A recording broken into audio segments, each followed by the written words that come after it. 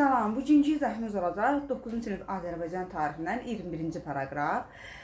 Yəni Azərbaycan SSR-də həyata keçirilən siyasi, iqtisadi və mədəni tədbirlər. Rahat mövzudur, çətin olmayacaq elə də. 1920-ci ilin yayında bilirik ki, 20-21-ci ildə, yəni 20-ci ilin yayından başlayır, hərbi kommunizm siyasəti həyata keçirilir. Burada əldə səfələr tətbiq olunur, ticarət azadlığının qadağan edilir, ümumi əmək mükəlləfiyyəti daxil edir bura. Və 1921-ci ildə isə yeni iqtisadi siyasətə keçirildi, YİS-ə keçirildi. İlk öncə burada çanaq vergisi tətbiq olunur bizdə, sonra ərzaq vergisinə keçirir. Deməli, əslində aslında bu YİS-i belə yadda saxlayın ki, bu YİS yaxşı bir şeydir, pis bir şey deyil. Nədir burada? Deməli, bazar iqtisadiyyatından istifadə olunmağa başlayır. Bəzi sahələrdə özəl müəssisələrin yaradılmasına, yəni yüngül geniş siyasətində də istifadə verilirdi, icazə verilir daha doğrusu. Neft sənayesi də yenidən quruldu. Amma dəstəklə yazdı ki, deməli 20-ci illərin ikinci yarısından bunun əvvəl konkretliyin yadırdılar. Yəni 1926-cı ildən YİS-dən imtina edilməyə başlayır. Sonra 1926-cı ildən, yəni 25-dən sonra başlayır sənayeləşdirmə xəttinə keçirir. Bizdə də bunu adlandırır bir tərəfli sənayeləşdirmə. Niyə bir tərəfli? Çünki bir sahə üzrə gedir. Bu əsasən iki sahəni əhatə edir. Yəni neft sənayesini bir də elektrikləşməni əhatə edir bu sənaye sahəsi. Bu sənayeleşmə illərində 1930-cu ildə Bakı-Batın neft kəmərinin ikincisi başa çatır. Bakı əsas sənaye mərkəzidir, Gəncə isə ikinci sənaye mərkəzi olan şəhər olur. Sənayeleşmənin nəticələrindən deyək ki, sənayeleşmə nəticəsində Azərbaycanda bazar iqtisadiyyatı təsərrüfatı tamamilə ləğv edilir. Təsərrüfatı inzibati amirlik sistemi yəni yaradılır, bərqərar olur. 1929-cu ildən isə elliklə kollektivləşdirmə, buna da zorakı kollektivləşdirmə deyəcəyik.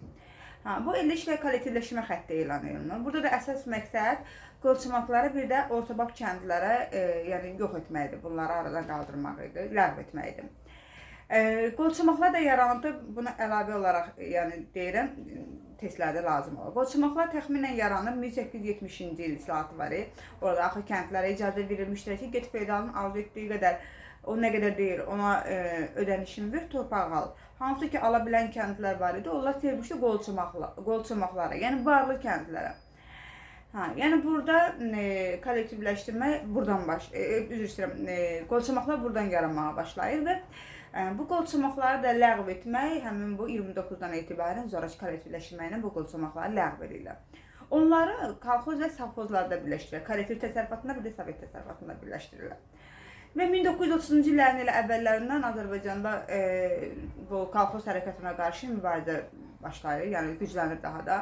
Deməli, Nuxada, Zaqatalada, sonra Naxçıvan, Cəbrayıl bu bölgələrdə yəni kollektivləşdirmə əleyhinə üsyanlar, silahlı mübarizə olur.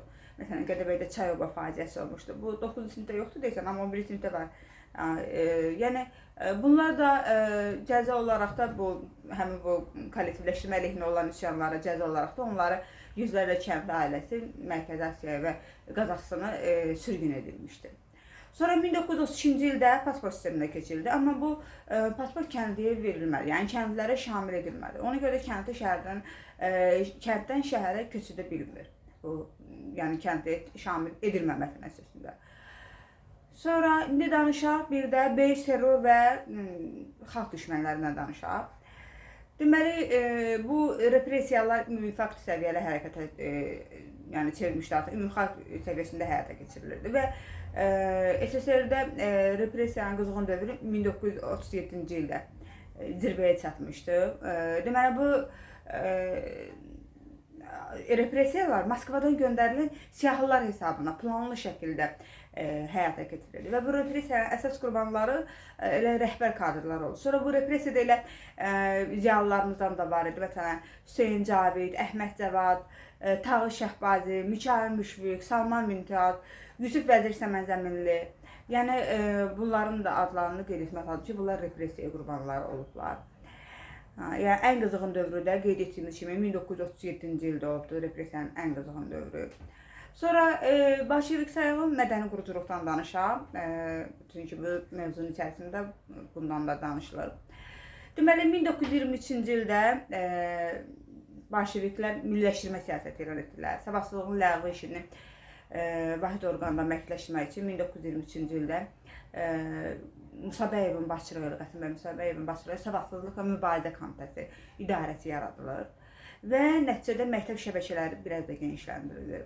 Ali məktəblər artırılır. Məsələn, 20-ci illərdə ali məktəblər artırılır, 20-30-cu illərdə 21-də Pedaqoji Universiteti, 30-cu ildə Tibb Universiteti, bax bu kimi yeni universitetlər fəaliyyətə başlayır.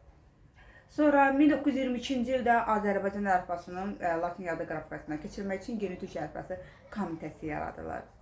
Və 1926-cı ildə də Bakıda 1-ci Ümumxalq Türkiyəli qurultay keçirilir. Bu da Türk xalqlarının həyatında mühüm bir hadisə idi. Türk xalqların həyatında. Bir də 1926 demişik, 26-cı ildə əslində qalsa hadisələr çoxdur. Bax, elə biri budur. 1-ci Ümumxalq Türkiyəli qurultay. Biri bayaq dedim, GİS-dən imtina. Sonra 1926-cı ildə Azərbaycan Dövlət Kino İdarəsi yaradılır. Sonra ilk radio stansiya fəaliyyətə başlar 1926-cı ildə. Əslində qalsa 24-də yaranmışdı bu radio stansiya. 26-da fəaliyyətə başlamışdı. Yəni 26-cı ildə hadisələr çoxdur. Artıq yeni dəstəklərdə çox da xronologiya illərə üstünlük verilməyib. Amma mənə elə gəlir ki, məsələn, bir hadisəni 20-ci illər deməkdənsə, konkret onun ilin 26-cı ildə bilsək daha rahat olar, yadımızda daha yaxşı qalar. Belə. Sonra 1929-cu il 1 yanvardan etibarən Azərbaycan SSR yeni əlifbaya keçid oldu. Yəni Latin qrafikasına keçid oldu. Ərəb qrafikasına istifadə olunurdu. Latin qrafikasına keçid oldu. 1940-cı il, əslində 39-dadır bu. Amma 40-cı il yanvarın 1-dən yəni bu qərar qüvvəyə mindi ki, Azərbaycan SSR-də Latin qrafikası əlifbası Kiril əlifbası ilə əvəz edildi.